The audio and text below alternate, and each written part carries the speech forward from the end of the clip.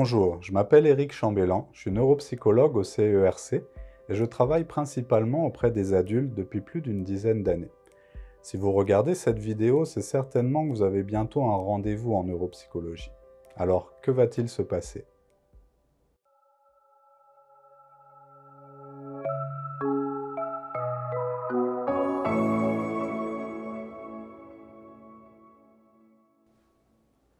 La plupart des personnes qui viennent consulter en neuropsychologie se posent beaucoup de questions sur la journée de l'évaluation. Ces questions sont normales et tout à fait naturelles. Et c'est ce qui arrive quand nous n'avons pas de référence mentale dans notre cerveau. Quand on va voir le dentiste, nous savons très bien ce que nous allons faire. Comment on va s'installer, se positionner, que ça va être plus ou moins douloureux. C'est la même chose si je vous parle d'aller chez le médecin, le coiffeur, le garagiste, l'entraîneur sportif. Je pense que vous avez des images qui vous viennent, des scénarios et même des sensations. Ces images sont des références qui nous permettent d'être plus à l'aise, mieux préparés. Si je vous parle d'aller chez le neuropsychologue, ces références existent moins.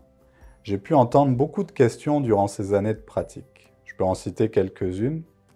Est-ce qu'on va me mettre des électrodes sur la tête? Est-ce que je vais devoir faire des mathématiques toute la journée ou me concentrer pendant 6 heures sans m'arrêter? Faire un travail seul au bureau comme pour un examen, devant une pile d'exercices? Est-ce que je peux m'entraîner pour améliorer ma performance le jour des tests? Serais-je seul ou en groupe? Ce qui est bien, c'est que ces références mentales peuvent se créer. Alors faisons ça ensemble aujourd'hui. Pour les plus curieux, c'est une réponse négative à toutes les questions que j'ai données en exemple. Une évaluation neuropsychologique est structurée en étapes. Il y a 4 phases dans un processus d'évaluation. Le recueil d'informations, l'anamnèse, l'évaluation et la remise du rapport.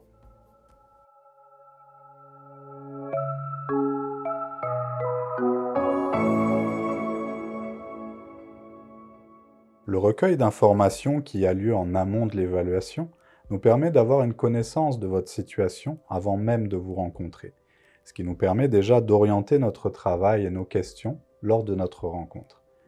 Des formulaires vous sont envoyés pour débuter l'anamnèse et donner au neuropsychologue les premières informations sur vous et sur vos difficultés. Les formulaires ne suffisent pas, alors nous allons plus loin ensemble lors d'un échange qui est essentiel avec vous, l'anamnèse.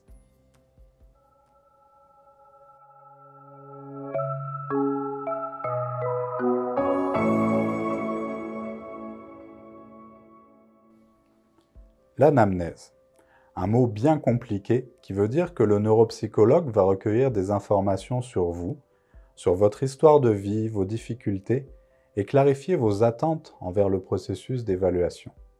Le but est de mieux vous comprendre, mieux vous connaître, pour faire une évaluation bien ciblée et qui donnera les bonnes réponses aux bonnes questions. Plusieurs sujets sont alors abordés dans cette rencontre qui se veut agréable, respectueuse de vos limites et qui, selon mon expérience, ressemble à une discussion et surtout pas à un interrogatoire. C'est un beau moment pour créer ensemble un lien de confiance, apprendre à nous connaître, pour faire une bonne équipe, car une évaluation est une véritable collaboration que vous aurez avec le professionnel.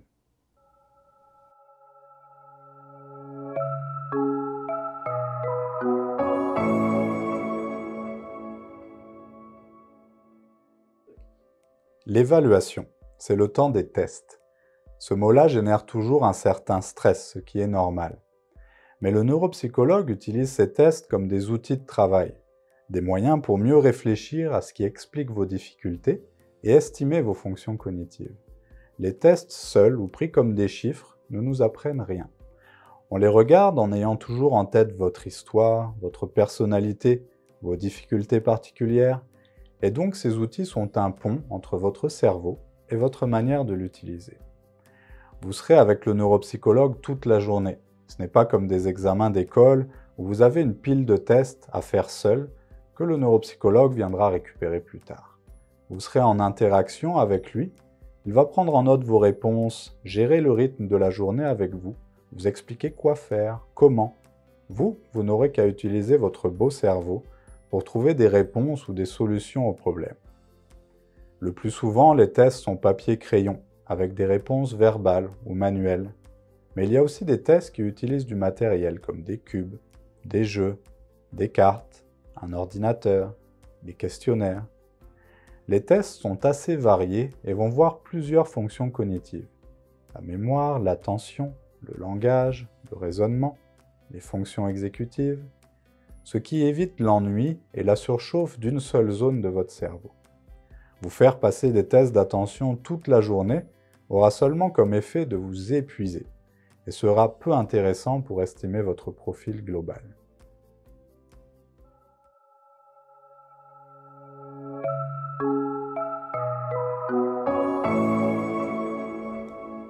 La remise de rapport. Après avoir travaillé avec le neuropsychologue, c'est au neuropsychologue de travailler et de réaliser un rapport complet. Un rendez-vous sera pris avec vous pour vous rendre ce rapport. Dans cette rencontre, le professionnel va vous rendre compte de tout le travail que vous aurez fait ensemble, des résultats les plus intéressants à vous transmettre, des observations et des interprétations de ces résultats, et enfin des conclusions vous seront transmises. Une grande place est accordée dans cette rencontre pour discuter de la suite des choses, pour trouver des solutions qui vous aideront au quotidien, que ce soit au travail, à l'école, à l'université, dans la vie familiale et sociale. Toutes les données seront inscrites dans ce rapport où vous trouverez toutes les informations dont on aura discuté, mais de manière beaucoup plus détaillée, avec des références de lecture et des recommandations claires, applicables et adaptées. Aussi, si une prise en charge en psychologie, en orthopédagogie, en psychoéducation ou toute autre discipline semble pertinente, cela pourra être discuté avec vous. Le but étant de vous donner tous les outils qui peuvent apporter un plus, et cela de manière juste, adaptée et suffisante. Par la suite, le neuropsychologue sera disponible si vous avez d'autres questions, bien sûr. La porte reste ouverte et vous pouvez toujours nous revenir, et selon vos besoins, cela nous fera plaisir de vous répondre et de vous aider.